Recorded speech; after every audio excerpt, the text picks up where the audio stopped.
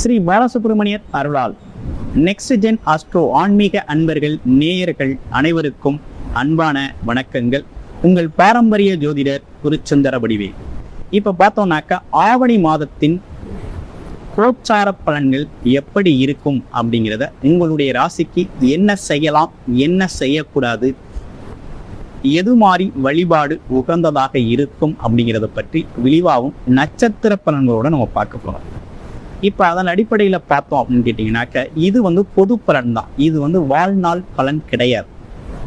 ஓகேங்களா? இது உங்களுடைய ஜாதகத்துல தான் என்ன விதமான சொந்த ஜாதகத்துல நீங்க உங்களுடைய பிறப்பு என்ன, கர்மா என்ன, என்ன ராசி, என்ன லக்கணம், என்ன விதமான திசாபுத்தி அமைப்புகள் நடக்குது, ஒவ்வொரு கோள்களும் என்ன விதமான நட்சத்திர பாதங்கள் பெற்றிருக்கு அப்படிங்கிறத பொறுத்து தான் முழு பலன் அப்படிங்கிறத தெரிஞ்சுக்க முடியும். எல்லாரும் ஏதோ ஒரு கர்ம வினையில தான் பிறக்கிறோம். அதனால என்ன விதமான கர்ம பலன்களை அனுபவிக்கணும் அப்படிங்கிற முழுமையான டீட்டெயில் தெரிஞ்சுக்கணும் அப்படின்னா நீங்க டிஸ்பிளேல தர நம்பருக்கு கால் பண்ணி அல்லது வாட்ஸ்அப் பண்ணி உங்களுடைய ஜாதகத்தை பார்த்து நீங்க தெரிஞ்சுக்கலாம். இப்போ நம்ம பார்க்க போகிறது ஆவணி மாதத்தின் பொது பலன். உங்களுடைய ராசிக்கு பார்க்க போகிறோம். நிறைய பேருக்கு பொது பலன் நல்லா இருக்குது அப்படிங்கிறது மாதிரி சொல்லியிருக்கீங்க. ஒரு சில பேர் தான் சரியில்லை, செட் ஆகலை, சரியாக ஒத்து வரல அப்படிங்கிற மாதிரி சொல்றீங்க. அவங்களாம் உங்களுடைய ஜாதகத்தை முழுமையாக பார்த்து தெரிஞ்சுட்டு, அது மட்டும் இல்லாமல் இப்போ கிரக நிலைகள் எப்படி இருக்குது, ரிஷபராசி எப்படி அப்படிங்கிறத பார்க்குறோம். ரிஷபராசி அப்படின்னு எடுத்துக்கிட்டாலே சுக்கிரன் ஆதிக்கம் நிறைந்த ஒரு ராசி ரிஷபராசி.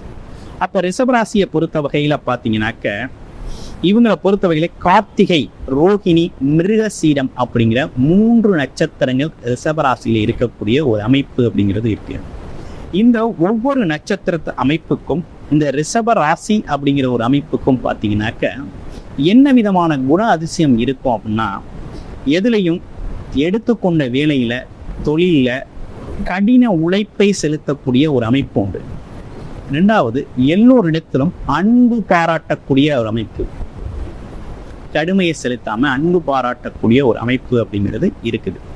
அடுத்து 2வது 3வது என்ன விஷயம் இருக்கு அப்படின்னா, குடும்பத்திற்காக தன்னுடைய உழைப்பை, தன்னுடைய நேரத்தை தியாகம் செய்யக்கூடியவர்களா இருக்கிறாங்க.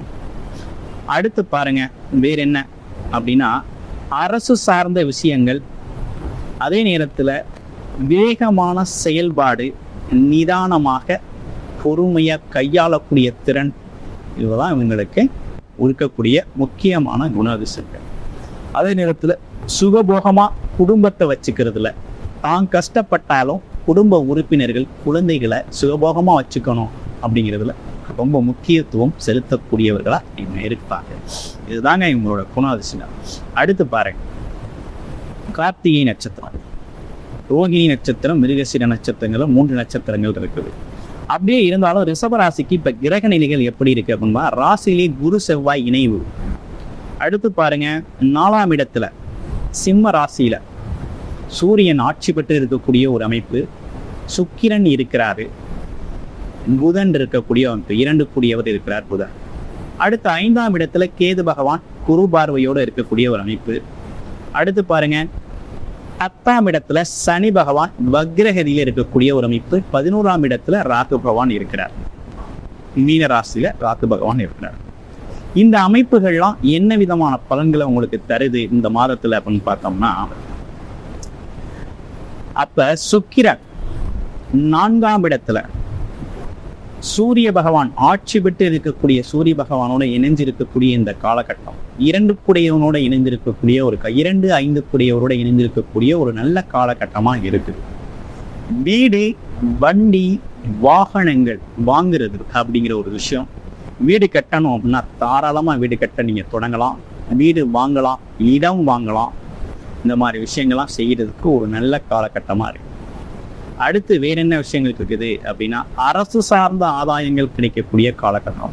நீண்ட நாளா அரசு முயற்சிகள் வெற்றி அடையலை அப்படின்னா கண்டிப்பாக வெற்றி அடையக்கூடிய ஒரு காலகட்டமா இருக்குது. அரசு சார்ந்த வருமானத்துறையில் இருக்கிறவங்களுக்கு டிரான்ஸ்ஃபர், இடமாற்றம் ஏற்படக்கூடிய ஒரு காலகட்டமாகவும் இந்த காலகட்டம் இருக்குது. இடமாற்றத்துடன் கூடிய பதவி உயர்வு அப்படிங்கிற ஒரு விஷயமா உண்டு. அடுத்து பாருங்க, வேற என்ன, வருமானம், பேசினாலே வருமானம். ரியல் எஸ்டேட் தொழில் செய்கிறவங்களுக்கெல்லாம் ரொம்ப அருமையாக இருக்கக்கூடிய ஒரு காலகட்டம். இடம் வீடு வாங்கி விற்கிறது அப்படிங்கிற ஒரு விஷயம், அதாவது கட்டுமான பொருட்கள் விற்கிறது, பில்டிங் மெட்டீரியல்ஸ் எல்லாம் அது சார்ந்த துறை சார்ந்தவர்கள் எல்லாருக்குமே நல்லா இருக்கக்கூடிய ஒரு காலகட்டமாக இந்த காலகட்டம் இருக்குது. அடுத்து குழந்தைகள் சார்ந்த விஷயத்துல என்ன மாதிரி விஷயங்கள் இருக்குதுன்னா, குழந்தைகளை பொறுத்தவரை குழந்தைகளோட தேவைக்கு இந்த காலகட்டத்தில் அனைத்து செலவுகளும் செய்யக்கூடிய ஒரு காலகட்டம். படிப்பு செலவு, குழந்தைகளுக்கான படிப்பு செலவு மட்டும் இல்லைங்க, அவங்களுக்கு வெளிநாட்டுக்கு அனுப்புறது, சம்பாதிக்கிறதுக்காக ஒரு தொழிலை வச்சு கொடுக்கிறது, ஆமாம், இப்படிப்பட்ட பல்வேறு விஷயங்களுக்கு குழந்தைகளுக்கு செய்யக்கூடிய ஒரு நல்ல காலகட்டமாக இந்த காலகட்டம் இருக்கு. 5ஆம் இடத்தை குரு பார்க்கிறார், கேது பகவானும் அங்கே இருக்கிறாரு. குழந்தைகளால் இருந்து வந்த சிரமங்கள் தொந்தரவுகள்லாம் மாறக்கூடிய காலகட்டம். குலதெய்வ அருள் முழுமையாக கிடைக்கக்கூடிய ஒரு நல்ல காலகட்டமாக இந்த காலகட்டம் அமைஞ்சிருக்குது. அடுத்து வேற என்ன விஷயங்கள்? திருமண பாக்கியம், திருமண பந்தம் உருவாகக்கூடிய காலகட்டம். ஆவணி மாதம் அப்படின்னாலே திருமணங்கள், சுப விசேஷங்கள், சுப நிகழ்ச்சிகள் செய்யக்கூடிய ஒரு நல்ல காலகட்டம் இது. இந்த காலகட்டத்தில் திருமணம் செய்கிறதுக்கான ரிஷபராசி அன்பர்கள் நீண்ட நாள திருமண முயற்சிகள்லாம் கைகூடக்கூடிய காலகட்டமாக அந்த காலகட்டம் இருக்குது. அப்போ குரு பாக்கியம், குரு பார்வை அப்படிங்கிற ஒரு விஷயம் நல்லா இருக்கு. குழந்தைகள் ஸ்தானத்தை பார்க்கிறார், களத்திர ஸ்தானம் சொல்லக்கூடிய திருமண ஸ்தானத்தை பார்க்கிறார், அடுத்து பாக்கியஸ்தானம் சொல்லக்கூடிய இடத்தையும் பார்க்கிறார். இந்த காலகட்டத்தில் ரிஷபராசி அன்பர்களை பொறுத்தவரை திருமணம் ஆகாதவர்கள் அனைவருக்கும் திருமணமாகக்கூடிய ஒரு நல்ல பாக்கியம் ஏற்பட்டிருக்கு. தொழிலில் முன்னேற்றம் ஏற்படக்கூடிய காலகட்டம். ஒரு தொழிலுக்கு 2 தொழில் செய்யக்கூடிய காலகட்டம். தொழில் சார்ந்த வருமானங்கள் அதிகரிக்கக்கூடிய ஒரு காலகட்டமாக இந்த காலகட்டம் உங்களுக்கு இருக்குது. அதையும் தாண்டி என்ன நடக்குது அப்படின்னு பார்த்தோம்னாக்க, வேற என்ன நடக்குது அப்படிங்கிறத பார்த்தோம்னா, வெளிநாட்டு வேலை, முகம் தெரியாதவர்களோட உதவிகள் கிடைக்கக்கூடிய ஒரு காலகட்டம். ஆமா, அப்படிங்கிறதெல்லாம் இந்த அந்நிய மதத்தினர், உறவுகள் இல்லாத அந்நியர்கள் உங்களுக்கு உதவி புரியக்கூடிய ஒரு காலகட்டமாக இந்த காலகட்டம் உங்களுக்கு இருக்கு. அப்ப ஏற்றுமதி இறக்குமதி தொழில்கள்லாம் ஜெயிக்கக்கூடிய ஒரு காலகட்டமா இருக்குது. அப்ப இவ்வளவு காலமா எப்படி இருந்ததுன்னா, எதை செய்யறது இல்லைங்கிற குழப்பம் இருந்தது இல்லையா, அந்த குழப்பங்கள் நீங்கக்கூடிய காலகட்டமா இந்த காலகட்டங்களுக்கு. இந்த காலகட்டத்தில் ரைட்டா ஒரு நல்ல முடிவெடுத்துருங்க. உங்களுடைய சொந்த சாதகத்தை பார்த்து ஒரு முடிவெடுத்துருங்க. என்ன தொழில் செய்ய போறோம், என்ன வேலை செய்ய போறோம், என்ன வியாபாரம் செய்ய போறோம், எதன் மூலமாக வருமானம் வரப்போகுது அப்படிங்கிற ஒரு முழு விஷயத்தை முழுமெடுக்கக்கூடிய ஒரு நல்ல காலகட்டம் இது. அதே போல குடும்ப உறவுகள், குடும்பத்தை அமைச்சிக்கக்கூடிய ஒரு நல்ல காலகட்டமா இந்த காலகட்டம் இருக்குது ரிஷபராசி அன்பர்களுக்கு. கார்த்திகை நட்சத்திரத்தை பொறுத்தவரையில அரசு சார்ந்த ஆதாயங்கள் கிடைக்கக்கூடிய காலகட்டமாகவும், ரோஹிணி நட்சத்திரத்தை பொறுத்த வகையில என்ன நடக்குது அப்படின்னு பார்த்தோம்னாக்க, வீடு வண்டி வாகனம் யோகம் சார்ந்து, அதே நேரத்தில் இடமாற்றம் சார்ந்து யோசிக்க வேண்டிய காலகட்டமாக இது காலகட்டமாக இருக்குது.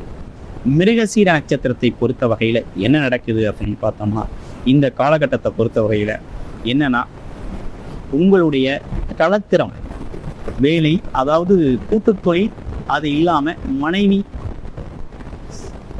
தேவைகளை நிறைவேற்றுறது, குடும்ப தேவைகளை நிறைவேற்றுறது அப்படிங்கிற ஒரு விஷயத்துக்கு முக்கியத்துவம் தரக்கூடிய ஒரு காலகட்டமாக இந்த காலகட்டம் அமைஞ்சிருக்கு. வாழ்த்துக்கள் ரிஷபராசி அன்பர்களே.